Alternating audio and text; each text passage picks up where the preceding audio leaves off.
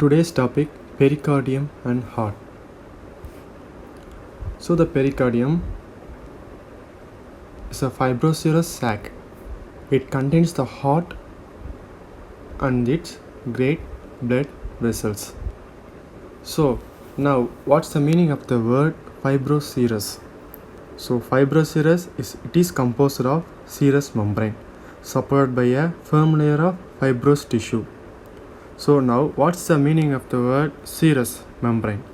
It is a thin membrane that lines the internal body cavities and organs such as heart, lungs and abdominal cavity. Now the word sac, it means bag-like organ or structure. For example, amniotic sac, yolk sac and etc.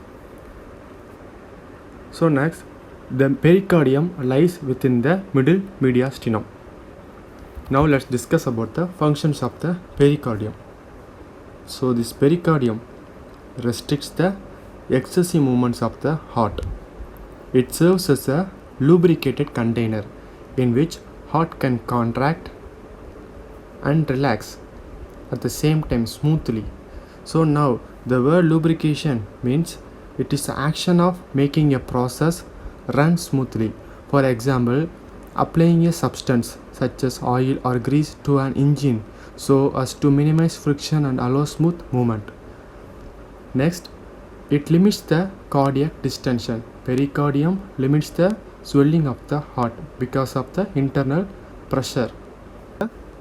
So next, let's discuss about the subdivisions of the pericardium. So pericardium contains two components, fibrous pericardium. You can see the green color part. It is a outer single layered fibrous sac, and serous pericardium. Here you can see the blue color one.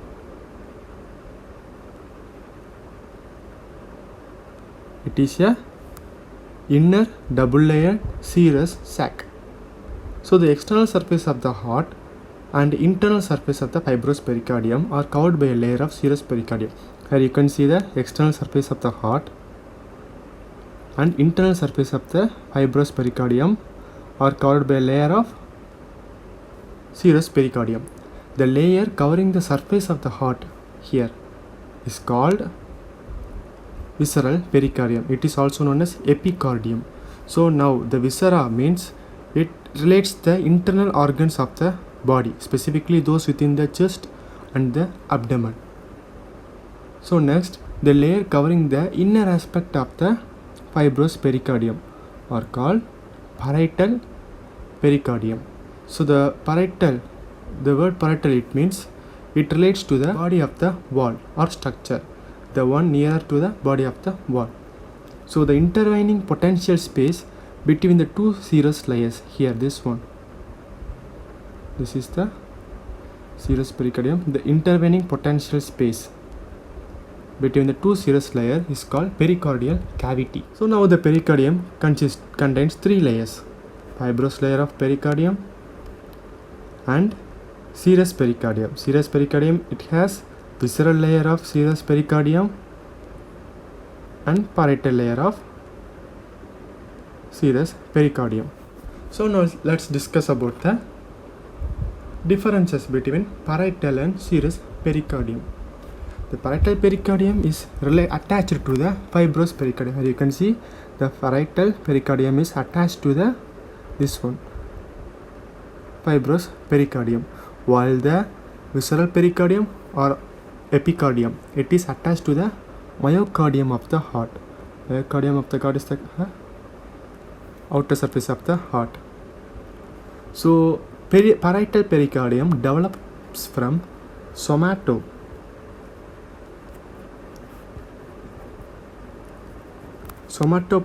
mesoderm, and visceral pericardium develops from splanchnopleuric mesoderm. I will discuss about this later in the embryology. So the parietal pericardium is innervated by somatic nerve fibers. Somatic nervous system, it is a part of PNS, peripheral nervous system. It is associated with the voluntary control of body movements through skeletal muscles, and The visceral pericardium is innervated by autonomic nerve fibers. So the autonomic nervous system, it is also a part of the nervous system, but it supplies the internal organs including blood vessels, stomach, intestine, liver, kidney, bladder, genitals, lungs, heart, etc. etc. The parietal pericardium is sensitive to pain, but the visceral pericardium here, it is insensitive to pain. Discuss about the pericardial cavity, the potential space between the two serous layers. So normally it contains a thin film of serous fluid about 50 ml called pericardial fluid. It lubricates the opposite surfaces. Here this pericardial fluid lubricates the opposite surfaces to avoid friction during the movement of the heart. Now let's discuss about the contents of the pericardium. So for that I create a mnemonic. HAPPIS, happis. H stands for heart with its vessels and nerves, and A stands for ascending aorta. P stands for pulmonary trunk, and another P stands for pulmonary veins, terminal part of pulmonary veins. And I stands for inferior vena cava, the terminal part of inferior vena cava. And S stands for superior vena cava, lower half of superior vena cava. Let me say it again. H stands for heart with its vessels and nerves, and A stands for ascending aorta, and P stands for pulmonary trunk, and another P stands for pulmonary vein, the terminal parts of pulmonary vein, and I stands for inferior vena cava, the terminal part of inferior vena cava, and S stands for superior vena cava, lower half of superior vena cava. So there are two sinuses between parietal and visceral layers of serous pericardium. Here you can see the one is transverse sinus and oblique sinus. So these two sinuses are formed due to the reflection of visceral layer of serous pericardium around great vessels of the heart. The visceral pericardium at the roots of great blood vessels is arranged into tubes. You can see tubes, arterial tube and venous tube. The arterial tube contains the ascending aorta and pulmonary trunk, while the venous tube contains the superior vena cava, inferior vena cava, and the four pulmonary veins. Now let's discuss about the arterial supply. So the fibrous pericardium and the parietal layer of serous pericardium are supplied by three arteries. I create a mnemonic for that, MIND. So M stands for musculophrenic artery, and IN stands for internal thoracic artery, and D stands for descending thoracic aorta. Let me say it again. M stands for musculophrenic arteries, IN stands for internal thoracic artery, and D stands for descending thoracic aorta. Next, now we discuss about the fibrous pericardium and parietal layer of serous pericardium, arterial supply. We will discuss about the visceral layer of arterial supply of visceral layer. So it is supplied by coronary artery. It's just a simple letter C, mind C. Let's discuss about the nerve supply of the pericardium. The fibrous pericardium and the parietal layer of the serous pericardium are supplied by phrenic nerves. So they are somatic nerve fibers. So simply I mentioned the letter P. So next, the visceral layer of the one nearer to the heart surface. The visceral layer of serous pericardium is supplied by the vagus nerve. It is an autonomic nerve fibers. So thus fibrous pericardium and parietal layer of visceral pericardium are sensitive to pain, whereas visceral layer of pericardium is insensitive to pain. So now let's discuss about the heart. The heart is a hollow muscular organ situated in the mediastinum of the thoracic cavity, enclosed in the pericardium. So here you can see this is the median plane. So one third of the heart is to the right of median plane, and 2/3 of the heart is to the left of median plane. The heart consists of 4 chambers: right atrium, right ventricle, left atrium, and left ventricle. So the atrium and the ventricle surfaces are separated by atrioventricular groove. The whole atrium, the right atrium and the left atrium, are separated from the ventricles, right ventricle and left ventricle, by a atrioventricular groove. Here you can see. It is also called coronary sulcus. So the ventricles, the right ventricle and the left ventricles, are separated from each other by interventricular grooves. Just remember, the atrium is separated from the ventricle by atrioventricular groove, and the ventricles, the right and left ventricles, are separated by each other by interventricular grooves. So now the shape of the heart is pyramidal or conical in shape. So the heart measures 12 centimeter in length, 9 centimeter in width. So the weight of the heart is 300 grams in males and 250 grams in females.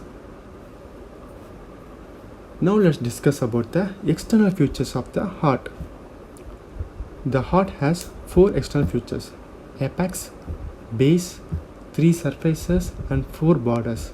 So basically, clinically, the base is the upper part of the heart. It contains the ascending aorta, pulmonary trunk and the superior vena cava, etc. So the base is situated on the upper border, while the apex is situated on the lower part of the heart.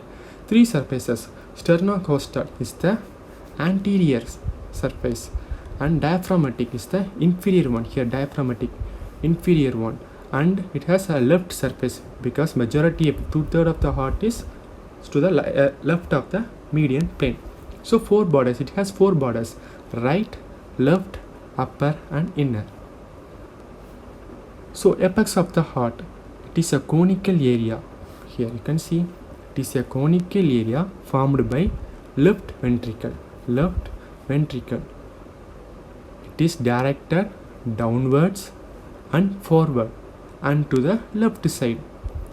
It lies at the level of 5th intercostal space, 9 centimeter from the midline, and it is just medial to the mid-clavicular line. So the base of the heart, it is formed by 2 atria, mainly by the left atrium. So 2/3 of the base is formed by posterior surface of left atrium, while 1/3 is formed by posterior surface of right atrium. So the base just lies opposite to the apex. It lies in the front of the middle 4 thoracic vertebra. So the base lies in front of the T5, T6, T7, T8 thoracic vertebra.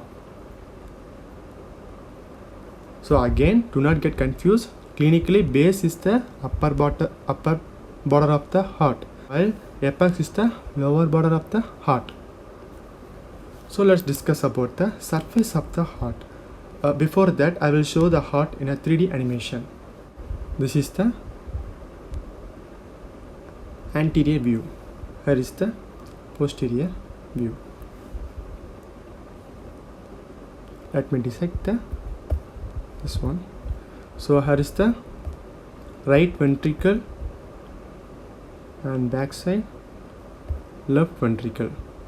So this one is the right atrium, 1/3 of the posterior surface, and left atrium, 2/3 of the posterior surface of base. So the base of the heart, where is it located? Here.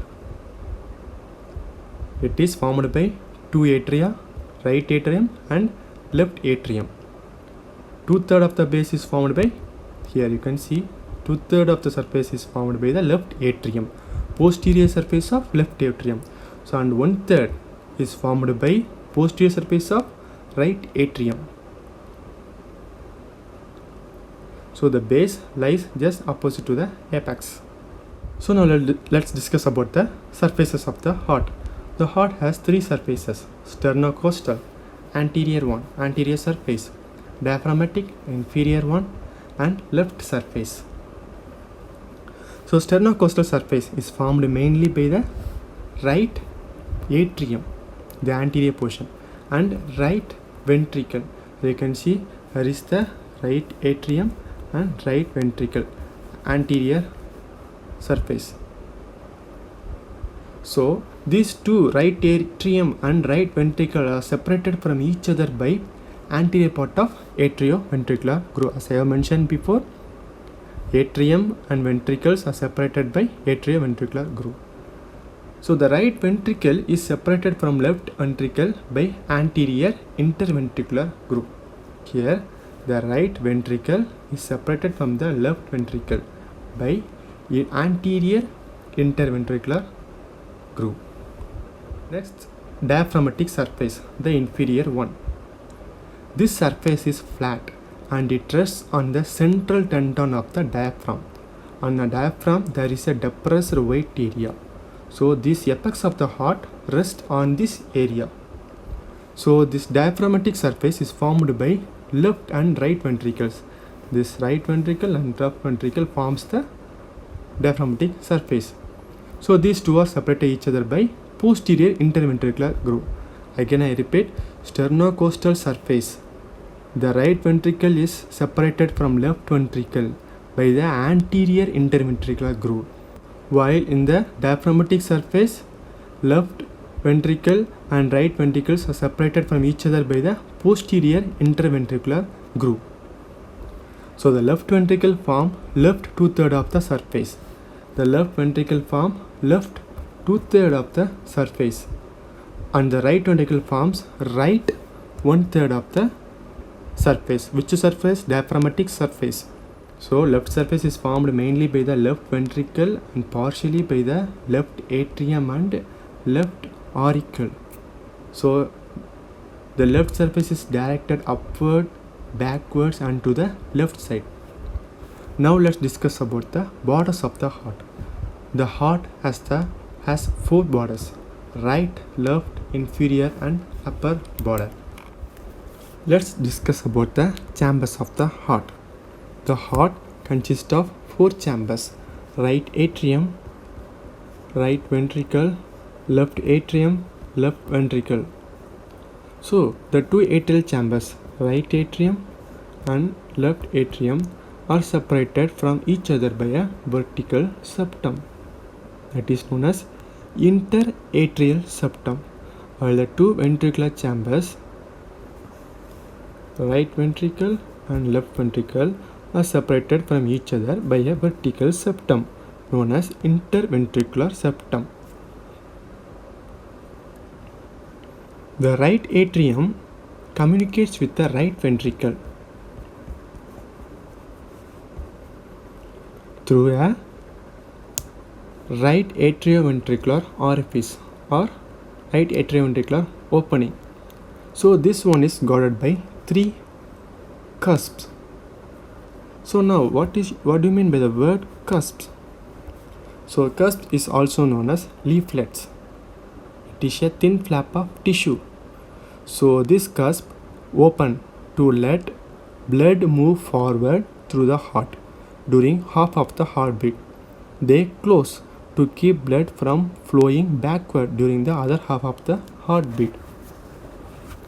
So the left atrium communicates with the left ventricle through the left atrioventricular orifice or opening. So this left atrioventricular orifice contains only two cusps. So the walls of the chambers of the heart are made up of a cardiac muscle, the myocardium. It is covered externally by the serous membrane, the epicardium, and lined internally by endothelium, the endocardium. On the surface of the chambers of heart are demarcated by three sulcus or grooves. Demarcation means the border, defining the border. So it has three sulci or grooves. The first one is atrioventricular groove. It is also known as coronary sulcus. Second one is anterior interventricular sulcus. Third one is posterior interventricular sulcus or groove. This anterior atrioventricular groove encircles the heart. Let me show that. Here you can see the atrioventricular circle encircles the heart.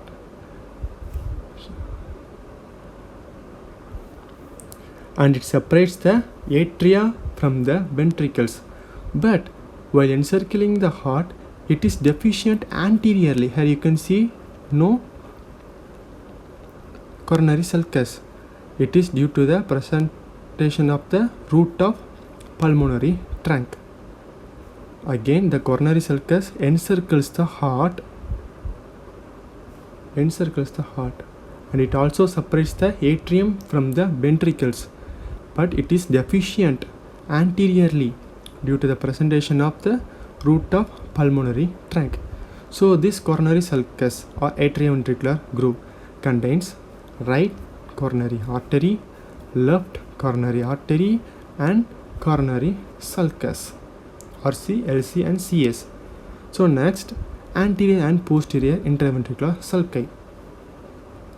Here you can see the anterior and posterior interventricular sulcus. So they separate the right and left ventricles.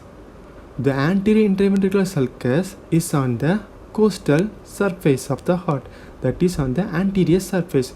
It contains anterior interventricular artery and great cardiac vein, while the posterior interventricular is on the diaphragmatic surface of the heart, that is on the inferior surface. It contains posterior interventricular artery and middle cardiac vein. So the meeting point of all these groups ends here. So this area is known as crux of the heart. Let's discuss about the circulation of blood. Functionally, the heart is made up of two muscular pumps, the right and the left.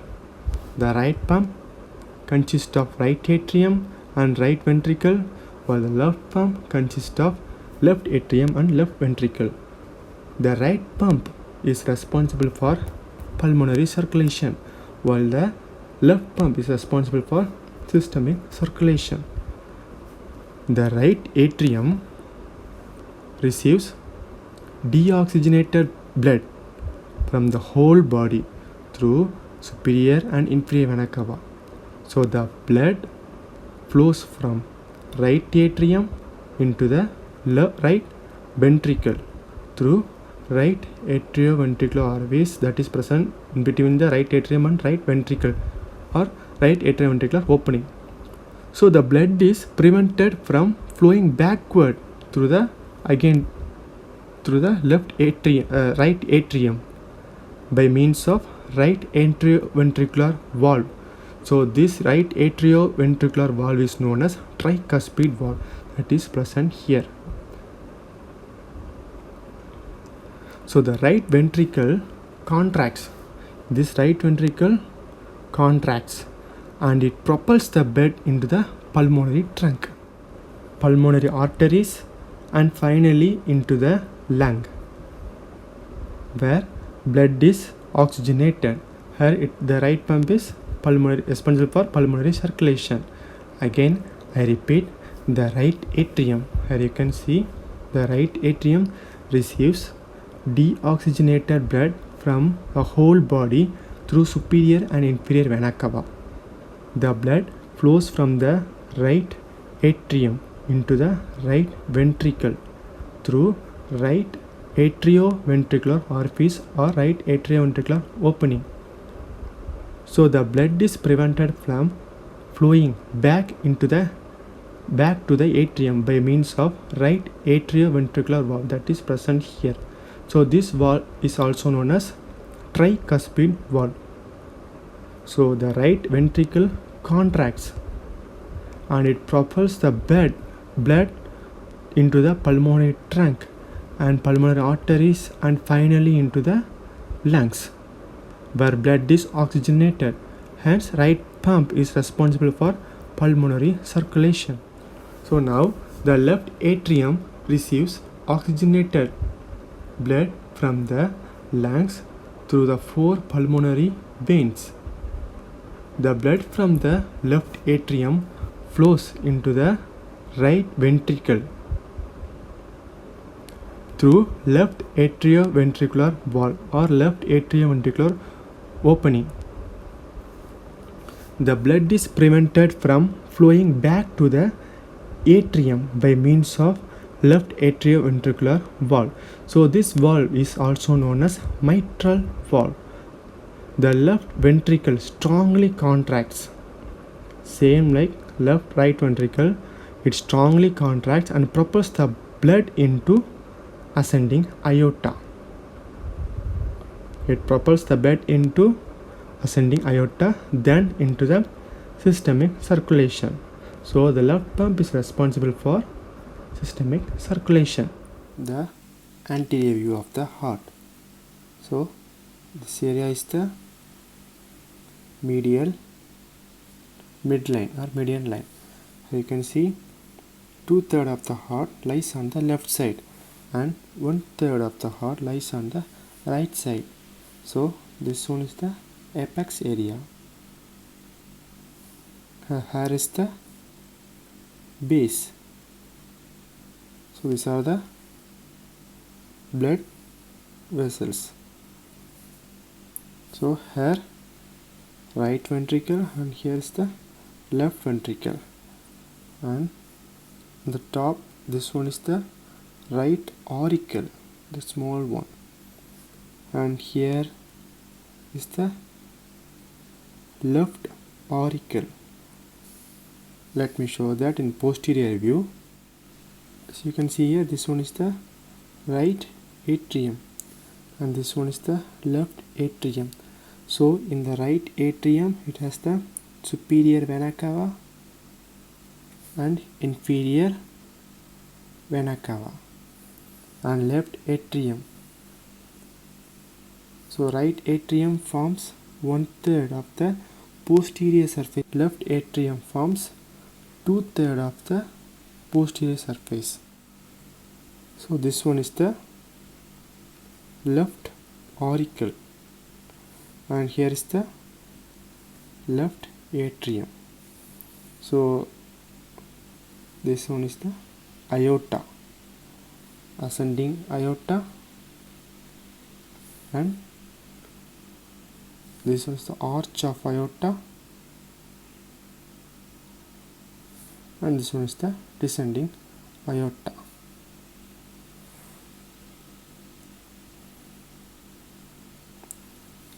This is the pulmonary trunk. Let me dissect the fats. So here you can see right ventricle, left ventricle, and this one is the right auricle, right atrium,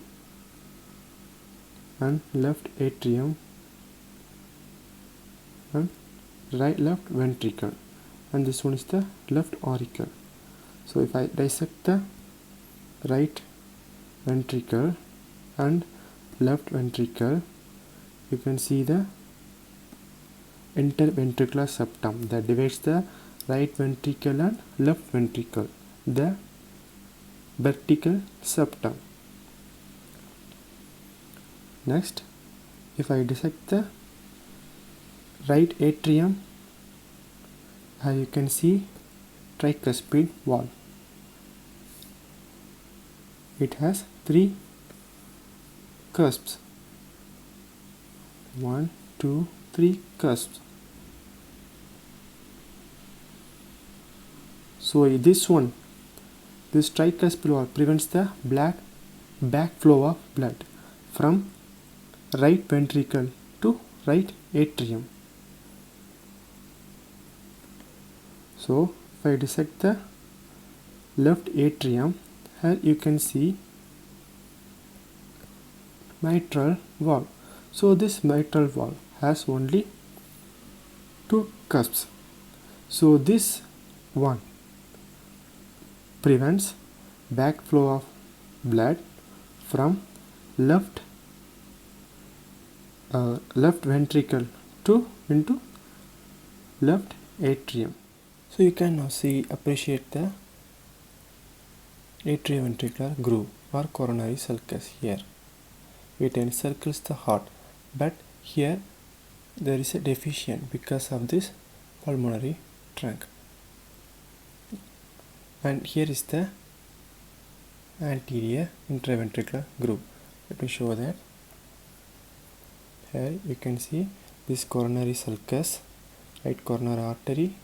It encircles the heart, contains coronary sulcus.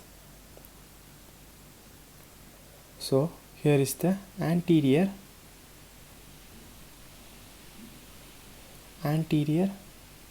interventricular groove. So this side is the posterior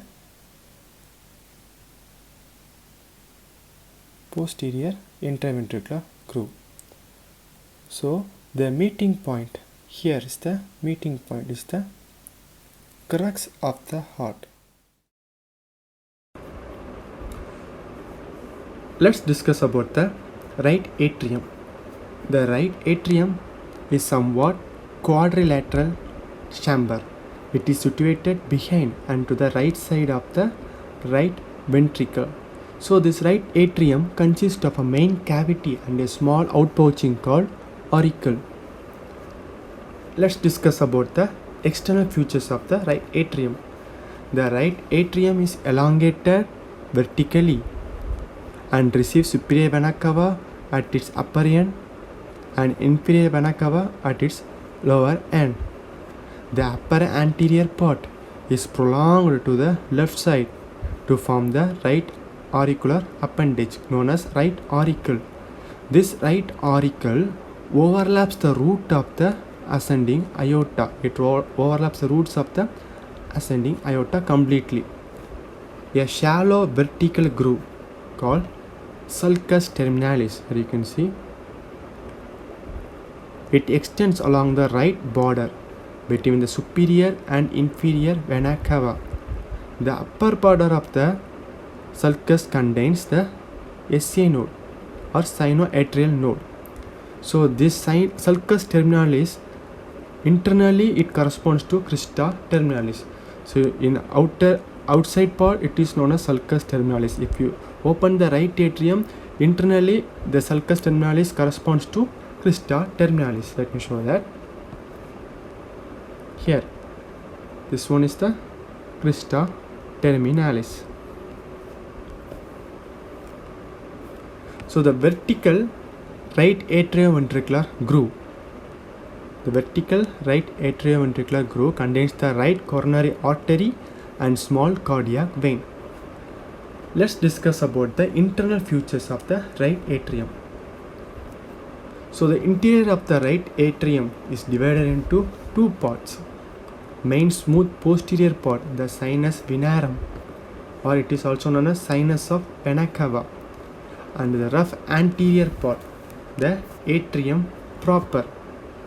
The sinus venarum, you can see this sinus of vena cava, it is located posterior to the crista terminalis. This one is the crista terminalis. Sinus of vena cava is located posterior to the crista terminalis. So this part receives blood from superior and inferior vena cava. Next, the atrium proper is located anterior to the crista terminalis. As you can see, this is the atrium proper. It is located anterior to the crista terminalis, and this atrium proper includes the right auricle. So the septal wall of the right atrium, the septal wall of the, this is the septal wall of the right atrium, is developmentally it is derived from septum primum and septum secundum. I will discuss about the septum primum and septum secundum later in the embryology. The septal wall, when viewed from within the right atrium, it presents some features. Let's discuss about the features. Fossa ovalis. It is a fossa ovalis is here. It is a shallow oval depression in the lower part. It is formed by septum primum. So this fossa ovalis represents the site of foramen ovale in the fetus. The next feature is annulus ovalis or limbus fossa ovalis here. It forms the distinct upper and lateral margin of the fossa ovalis. So this annulus ovalis represents the free edge of the septum secundum. The next feature is triangle of Koch. This triangular of Koch is a triangular area bounded in front by the base of septal cusp of tricuspid wall and behind by the anterior margin of the opening of coronary sulcus. Here you can see coronary sulcus, and above by the tendon of Tudor here. This tendon of Tudor is a subendocardial ridge. The Atrioventricular Node lies in this triangle of Koch. Next feature is Torus Arcticus. So this Torus Arcticus is an elevation in the anterior superior part of the septum. It is produced due to bulging of the right posterior sinus of ascending aorta. Now let's discuss about the openings into the right atrium. There are number of openings in the right atrium. The first opening is the opening of superior vena cava. So this is the superior vena cava. Here is the opening of superior vena cava. The superior vena cava opens at the upper end of the right atrium. The superior vena cava has no valve. It returns the blood to the heart from the upper half of the body. Opening of the inferior vena cava, it opens at the lower end. Here you can see, this is the inferior vena cava. It opens at the lower end of the right atrium, close to the intra-atrial septum. So this vena cava, inferior vena cava, is guarded by a rudimentary non-functioning semilunar valve called valve of the inferior vena cava. Here you can see valve of the inferior vena cava or Eustachian valve, but the opening of superior vena cava has no valve. Let me show the valve of inferior vena cava here, this one. So next opening is coronary sinus opening, this one. So this coronary sinus, which drains most of the blood from the heart, it opens into the right atrium between the opening of inferior vena cava and right atrioventricular orifice. It is also guarded by a rudimentary non-functioning valve, Thebesian valve. This one is the Thebesian valve. Thebesian,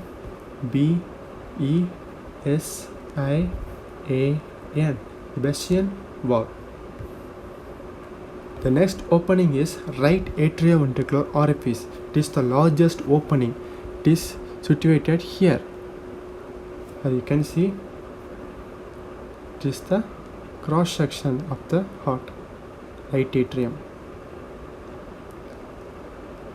So it communicates the right atrial chamber. This opening communicates with the right atrial chamber with the right ventricular chamber. So this opening lies anterior to the opening of inferior vena cava.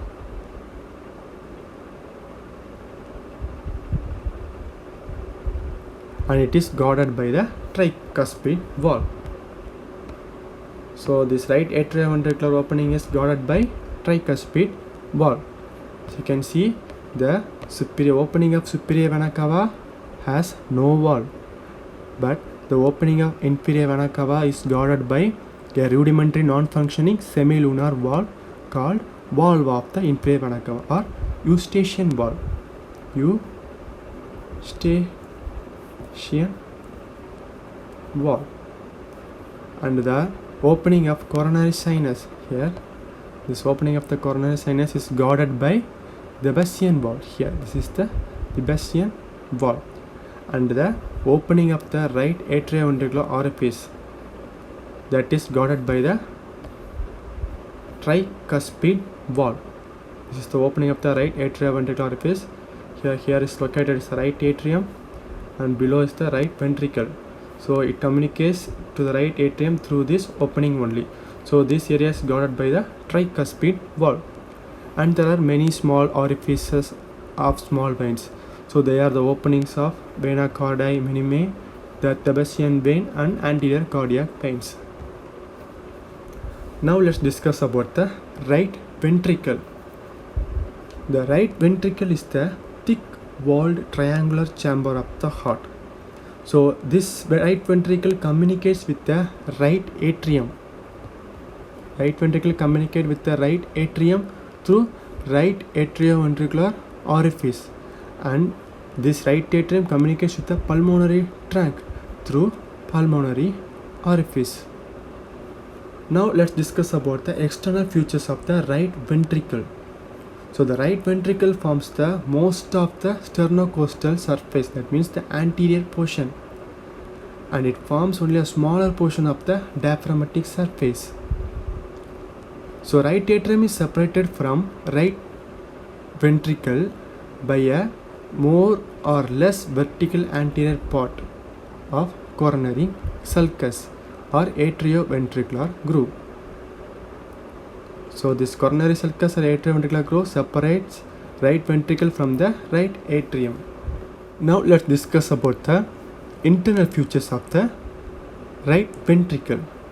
The interior of the right ventricle consists of two parts: a large, rough, inflowing part.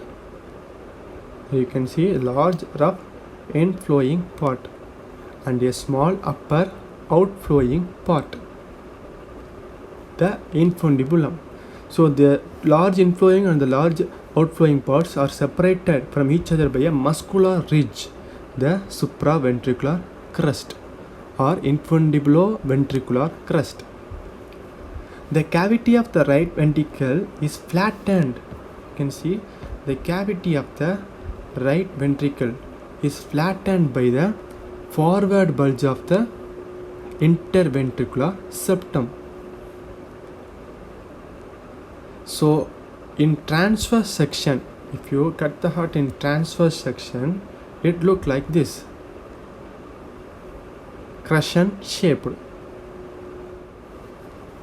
The wall of the right ventricle is thinner than that of the wall of the left ventricle.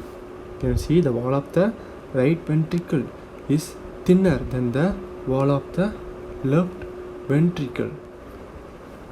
So there are muscular projection which gives the ventricular chamber a sponge-like appearance. They are known as trabeculae carneae of right ventricular chamber. Or you can see trabecular carneae of the right ventricular chamber. So the papillary muscles represent the pillar of trabeculae carneae. You can see the papillary muscles. They look like a pillar. They represent the pillars of trabecular corneum. The papillary muscles projects inwards. Their bases are attached to the ventricular wall, and their apices, or the top portion, are connected to the cusps through a thread-like fibrous cords, the coda tendinae. Coda tendinae of the tricuspid. This one is the tricuspid wall. So there are 3 papillary muscles in the right ventricle. Again, there are 3 papillary muscles in the right ventricle: anterior papillary muscle, posterior papillary muscle, and septal. Here, septal papillary muscle. The papillary muscles of the right ventricles are attached to the cusps of the tricuspid wall. Let's discuss about the external features of the left atrium. So the left atrium is a thin wall quadrangular chamber situated posteriorly behind and to the left side of the, this one is the right atrium, left side of the right atrium. So this left atrium forms greater part of the base of the heart, that is 2/3 of the base of the heart. Its upper end is prolonged anteriorly to form the left auricle. This left auricle overlaps the infundibulum of the right ventricle. The infundibulum of the right ventricle is also known as here conus arteriosus. Let's discuss about the internal features of the left atrium.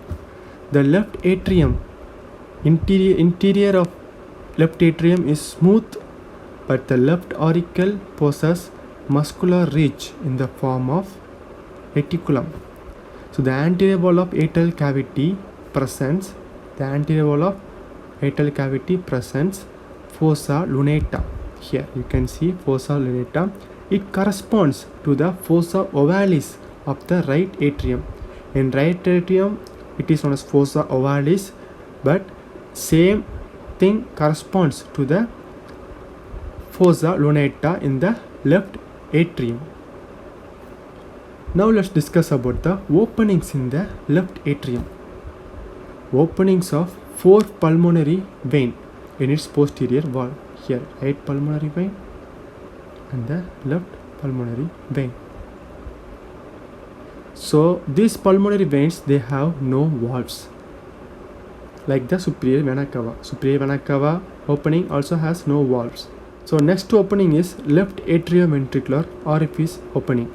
So this left atrioventricular orifice opening is guarded by the mitral valve. Here you can see this one is guarded by the mitral valve. So this one is the right atrioventricular opening. This one is guarded by the tricuspid valve. Here this one is guarded by the mitral valve. Next let's discuss about the left ventricle. So the left ventricle is the thick walled chamber, triangular chamber of the heart. So it communicates with the left atrium through left atrioventricular orifice and with the ascending aorta through aortic orifice. This one is the aortic orifice. Aortic orifice means aortic opening. Pulmonary orifice means pulmonary opening, where pulmonary trunk emerges and ascending aorta emerges from this aortic orifice. The walls of the ventricles, the walls of the left ventricles are 3 times thicker than that of the right ventricle. So now let's discuss about the external features of the left ventricle. The left ventricle, here you can see the left ventricle forms the apex of the heart, bottom of the heart. It also forms a smaller portion of the sternocostal surface, smaller anterior portion. And most of the diaphragmatic surface is formed by this left ventricle, that is the inferior portion. And most of the left border is also formed by this left ventricle. Here you can see most of the left border is formed by the left ventricle. Let's discuss about the internal features of the left ventricle. So the interior of the left ventricle is divided into two parts, same like the right ventricle. A larger lower rough inflowing part and a smaller upper smooth outflowing part, the aortic vestibule. So this one is the aortic vestibule, a small upper smooth outflowing part. The cavity of the left ventricle is circular in cross section because the interventricular septum bulges into the right ventricle. As you can see,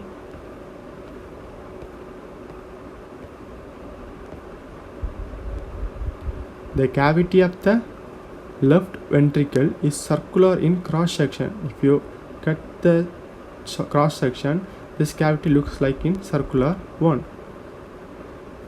It is because of the interventricular septum that bulges into the right ventricle. It bulges into the right ventricle. So in cross section it looks like circular, but the right ventricle looks like crescent shaped. Crescent shape means the moon looks like the crescent shape like this. So now let's discuss about the differences between right and left ventricles. So the right ventricle, left ventricle. Right ventricle receives deoxygenated blood from right atrium and pumps into the lungs through pulmonary trunk, while the left ventricle receives oxygenated blood from the left atrium and pumps the blood to the whole body through aorta. The walls of the right ventricle. The walls of the right ventricle is thinner than that of the left ventricle. That is the ratio 1:3. While the walls of the left ventricle is thicker than that of the right ventricle. That is in the ratio 3:1. So now the right ventricle contains three papillary muscles: anterior, posterior and septal papillary muscles. But the left ventricle contains only two papillary muscles, anterior and posterior papillary muscles. So the right ventricle has moderator band, but the moderator band is absent in the left ventricle. So the cavity of the right ventricle is crescentric in shape. In cross section, the heart is cut into half. So while the cavity of the left ventricle is circular in shape. So again, let me show that in a 3D animation. Here you can see this is cardiac fat. Let me dissect the cardiac fat. So this is the right ventricle, right atrium, right auricle. So here is the left ventricle, left auricle and left atrium. So this one is the atrioventricular groove. It contains the right coronary artery and the small cardiac veins. Right coronary artery and the small cardiac vein. Next, so this one is the aorta, this one is the pulmonary trunk. So if I dissect the right ventricle and right atrium and right auricle, now you can see the tricuspid wall. So this one is the right atrioventricular orifice. So this one is the tricuspid wall with three cusps. Here you can see the right anterior papillary muscle, right posterior papillary muscle, and septal papillary muscles. There are 3 papillary muscles in the right ventricle. So this one is the tricuspid wall. So let me zoom that. So these are the chorda tendineae. So interventricular septum is present in between the right ventricle and left ventricle. Let me dissect the left ventricle and the left atrium and left auricle. So now you can clearly see the mitral wall or bicuspid wall. So the name even indicates that it has only 2 curves.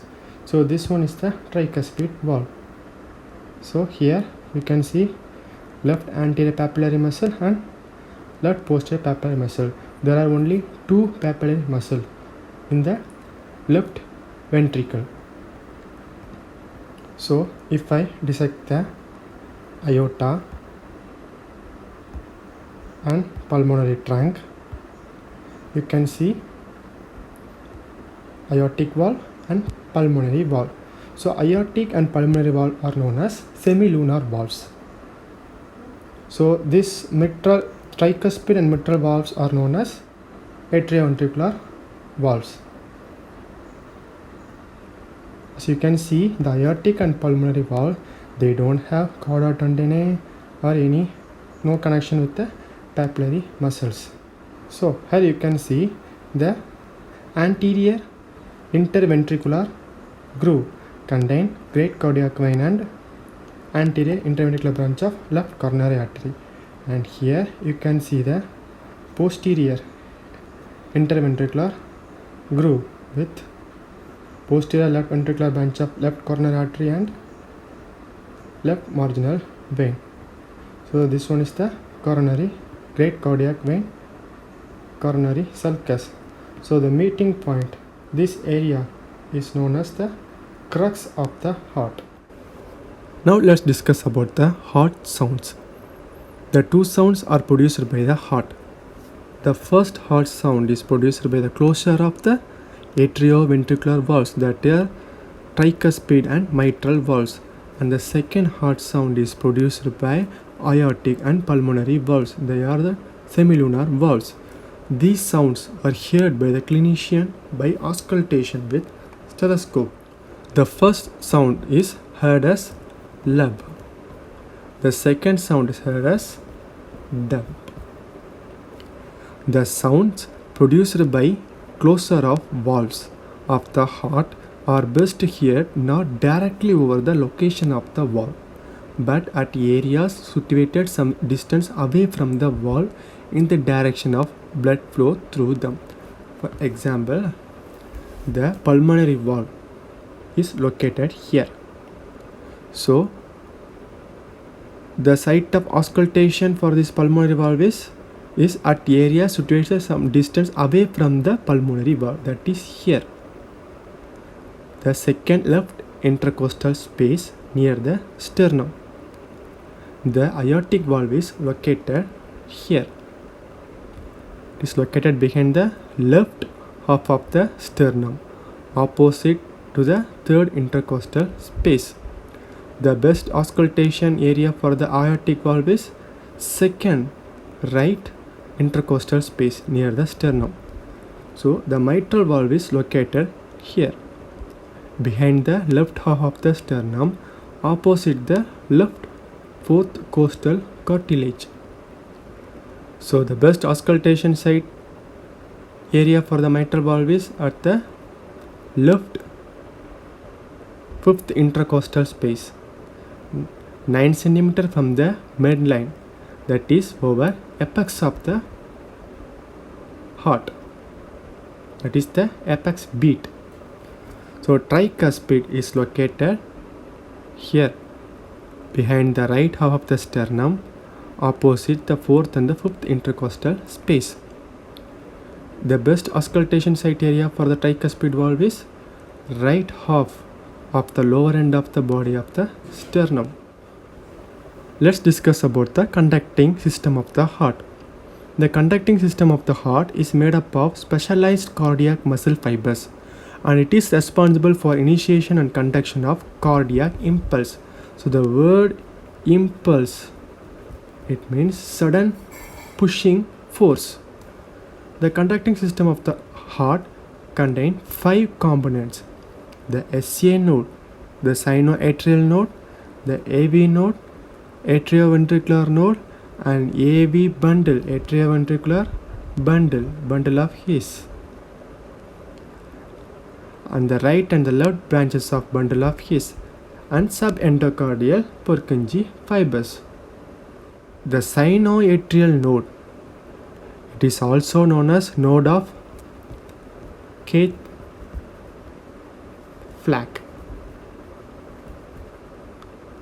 So this SA node, it is situated in the walls of the right atrium, in the upper part of sulcus terminalis, just below the opening of the superior vena cava.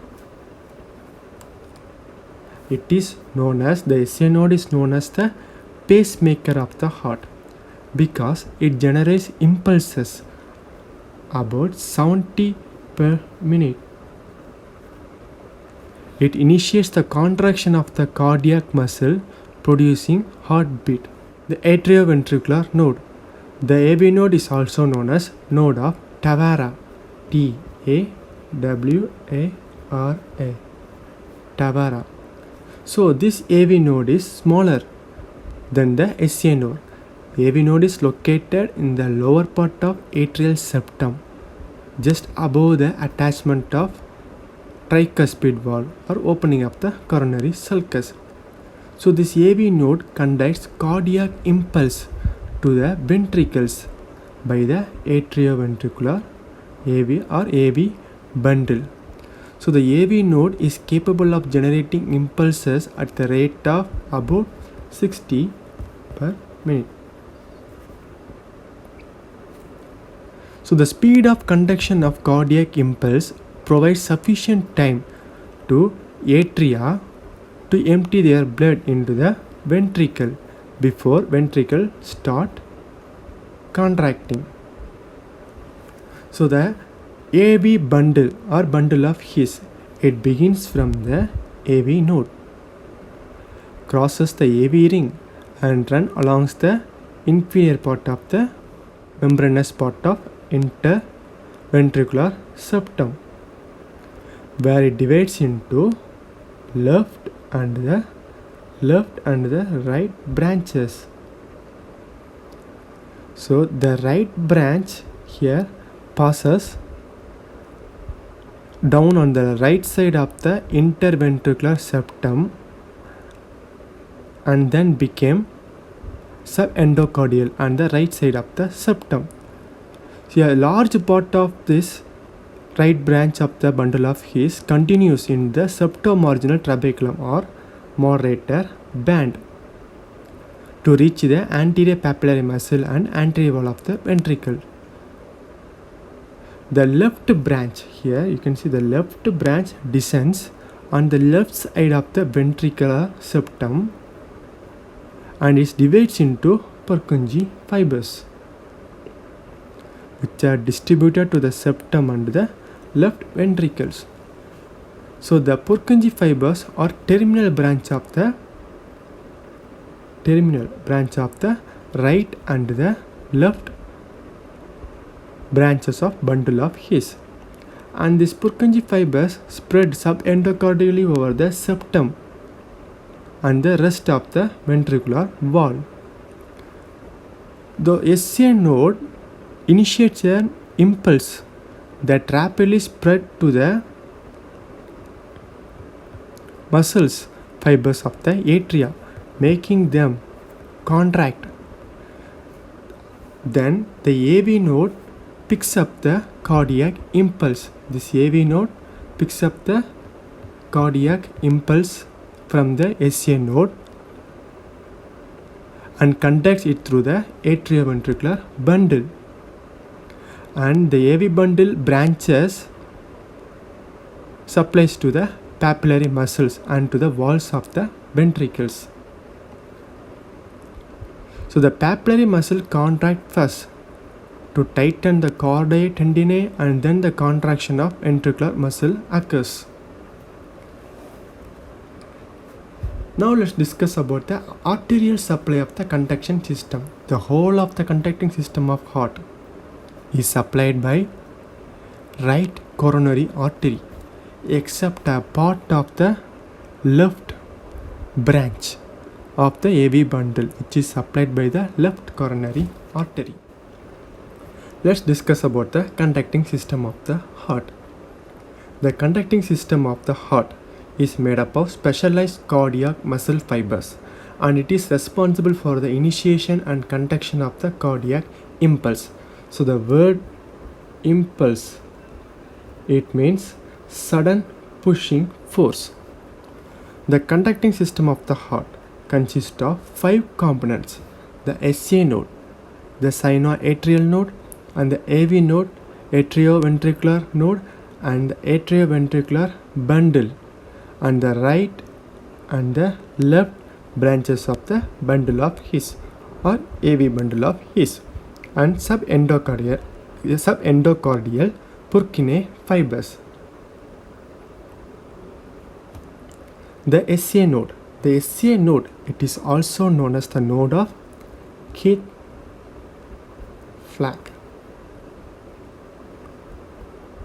So this SA node is situated in the walls of the right atrium in the upper part of the sulcus terminalis.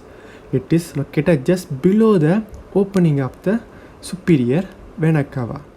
So this SA node is also known as the pacemaker of the heart because it generates impulses at about 70 beats per minute.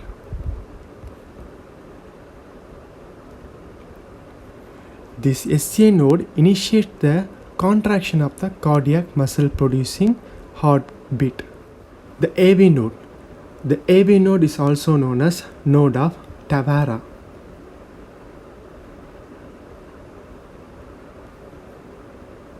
So the AV node is smaller than the SA node. This AV node is located in the lower part of atrial septum. It is just above the attachment of tricuspid wall or opening of the coronary sinus. So the AV node conducts cardiac impulse to the ventricles by atrioventricular bundle or AV bundle.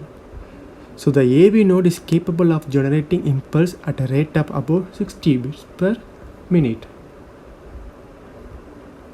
So the speed of conduction of cardiac impulse provides sufficient time to the atria to empty their blood into the ventricle before ventricle starts to contracting. So the AV bundle or atrioventricular bundle of His, it begins from the AV node. It crosses the AV ring and it runs along the inferior part of the membranous part of interventricular septum, where it is divided into right and left branches. The right branch of the bundle of His passes down the right side of the interventricular septum and then becomes subendocardial on the right side of the septum. So a large part of it continues in the septomarginal trabeculum. It is also known as moderator band to reach the anterior papillary muscle and anterior wall of the ventricles. The left branch descends.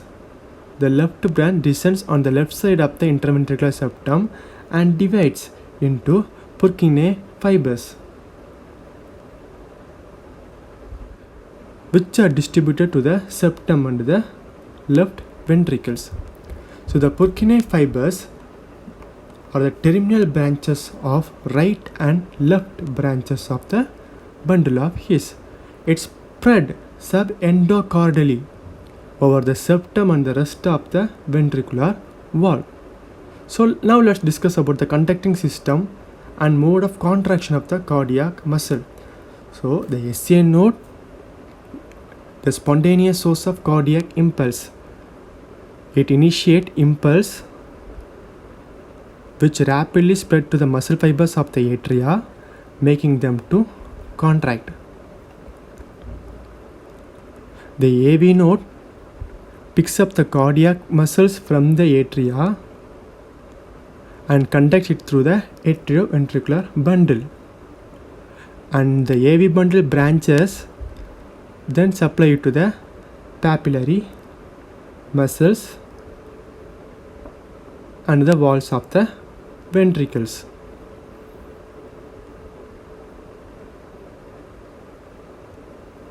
So the papillary muscle contract first to tighten the chordae tendineae, and then the contraction of the ventricular muscle occurs. Now let's discuss about the arterial supply of the conducting system. The whole of the conducting system of the heart is supplied by the right coronary artery, except a part of the left branch. It is supplied by the left coronary artery, except part of the left branch of AV bundle is supplied by the left coronary artery.